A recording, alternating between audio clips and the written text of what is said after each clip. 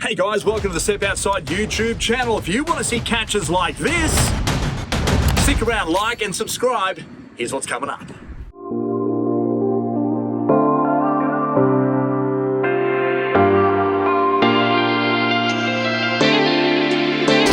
So Steve, with sports tuition, mate, I know you do a lot of school groups, school camps, etc. But mate, tell me the difference between saltwater and freshwater for you. Is there any time, bite time, tide times, or anything like that for the officer? Yeah, Paul. So with summer at the moment, the best fishing time is early and late. Yep. Whereas say winter with freshwater fishing, the best time is between 9 a.m. and 3 p.m. Okay. Yeah. Why would that be? The bass use the heat of the day to feed in winter. Right. And then with summer, if it's too hot in the middle of the day, they just go off the bite. They shut down. Yeah. Okay. And I guess in saltwater, when you got tidal influence, it's normally on a tide change. Yeah, or, that's you know, right. working banks with a runoff and all that. So it's a different. Oh, okay. Yeah, and we're just having a trial now with the freshwater, and we're sitting on about 1.4, 1.5 knots. Okay. Sort of up to about 1.6. With the salt, targeting flathead, I normally sit at 2 knots on the trial. Okay. Oh, I just got a little tap. And for marlin, it's normally about 7.5 knots. Yeah, okay. There you go. Good. I know that one. And for wahoo, you can go 15 knots if you wanted to. Yeah, okay. They're super fast. But it's a nice relaxing way because you haven't got the outboard going. We've got the lecky moving us along, and of course plenty of deck room on your vessel, which is awesome. Yeah. But I've also noticed that you've got some spinnerbaits tied up here. So is that when you're just casting around snags, etc.? We've actually been trolling that as well. Really? So we've picked up probably a dozen fish on that today.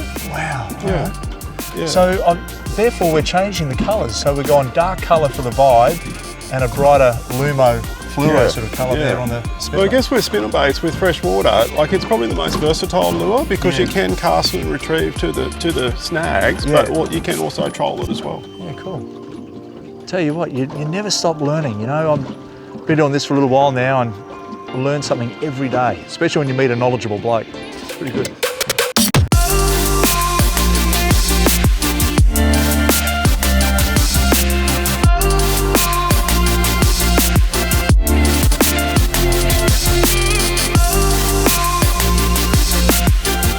So now you've informed me about the retrieve as we troll. I've seen Dan down there, he's been hooked up to the fish, Kaylin's hooked up to the fish, and this is the sort of retrieve. Why are we doing this? Well, just with the vibe, it's got all those ball bearings in it, so we just find if we just lift it up, it's going to go up a little bit off the bottom, and when it comes back down, it's going to waft back down, like a wounded bait fish. Okay. That's when the bass have been smashing it as well. And come through.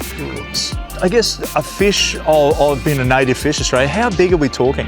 Do they get to a good size out here? 50 centimetres plus for sure. Yellow bellies, there's plenty of yellow belly in here, like 55 centimetres. Will they take a vibe as well? Yeah, absolutely. Yeah. It's quite common that we have school camps and the kids are catching 55 centimetre yellow belly. It's incredible. Going fishing on a camp, still can't get over it. And what a backdrop, man. I mean, look at this. It is stunning. Yeah. Mount Greville at the back, beautiful. So Steve, on the sounder here, mate, this is the track lines that you've been working on all day. Yeah, so you can see we've got a few little markers here where we've caught some nice fish, so we've just marked them all down the middle here. And on this side here, we've got some fish striking up, so that's a pretty good thing there. We've obviously dropped down to a bit of a hole. This would be the honey hole region, I'd imagine. This is our honey hole. Caught heaps through here. God, I love honey holes.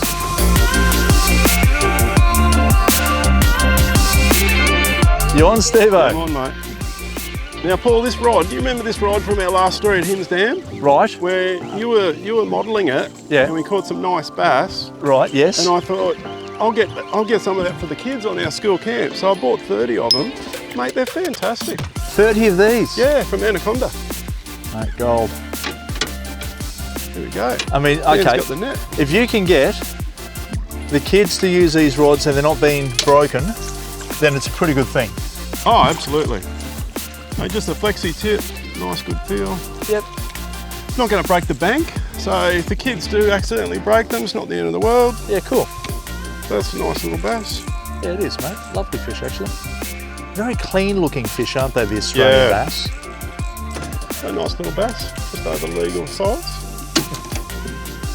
There we go. Oh, good release. Done. Mate, that was...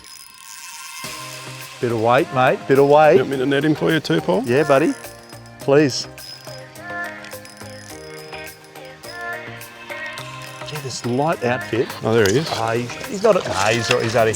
Oh, Oh, done ya. that's a lot of fun. Watch this. Flick it out towards the bank. Let it sink down. We're in about 7 meters of water or so. And with these vibes, just like so. Bring it up, drop it back.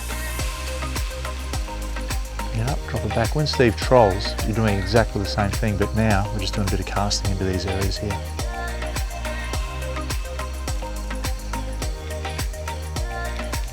Yep, there we go. Straight on. It's nice to have that little outfit, that little reel, that little Sienna 1000. This is the new model. It's actually the first time I've used this thing and I'm very impressed with it. Price point, bang on. I lost another one, mate. You crimped my hooks. Come on. Smashed it. Mate, this is a nice spot up here, Steve. Yeah, beautiful. In the, just a little bit protected up here, Paul, in the gorge. I guess, you know, on the coast, it's blowing about 30 knots from the north, but out here, mate, every bay offers some protection, doesn't it, really? Absolutely. There's always somewhere to hide. Oh! How's that? He's gone hard for a little one. Perfect. Thanks, buddy. Nice. Yeah, don't need a little toddler, that one. It's okay, though. Hear the rattle. That's the thing under the water, and it just transmits that vibration and the sound all the way through, and the fish just hone in on it. Cool. Have a look at that. That's the old water level up there. You can see on that rock face. So it's clearly it's about, I don't know, maybe 15 metres lower than it should be. So 17.5%, 100%'s up there. But a really good idea as well is when you are in an area such as this, is when the water's so low, is just to make a mental note as to where these little nooks and crannies go and where trees are, particularly here. Have a look at that bank down there. Lots of rock, lots of tree structure. So when that water level rises again, that's going to be a prime spot where fish will hang in that area there, of course. The main cliff face along here, not so much, because there's no structure there for them, right? But up here, that's where I'd be fishing. You know, even as the sun sets, the fish just don't stop biting here. And this is the prime time all afternoon for the last little bit. Double hookups all round. Another beautiful bass. Hey, bud. Thank you. Thanks, mate. Look at that. Beautiful, Stevo. Mate, it doesn't get much better than that, does it? Little Jackal's absolutely crushed it today. But those spikes on these fish, they're truly that beautiful, typical Australian native freshwater species. But in these impoundments, they don't breed, do they? No, they don't. So they're stock. So people purchase a fishing permit to fish these dams, and 75% of that money goes into fingerlings back into the dam. For restocking. For restocking. There you have it.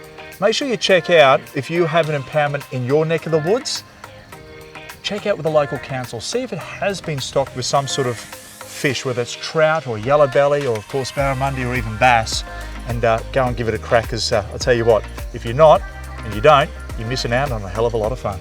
Absolutely. Good on you, mate. No, he's on too. He's on. Fishing, Carla. Fishing everywhere. Good on you, mate. Now here's some dam fishing tips. You'll need a 1 to 3 kilo spin or bait cast combo. Keep it light, it'll give you more fun. Match the hatch with the lures. Remember, bait fish in the area must suit the lure you're using. Fish the old riverbeds. It's a key element when targeting freshwater fish. Work the structures, locate them on the bank or on your sounder, and slowly move your rod tip when retrieving or trolling. It'll increase your hookup. Good luck. And of course, thanks for watching Step Outside YouTube channel for lots of cooking and fishing action. Like, subscribe, and of course comment for more catches like this and cooking recipes.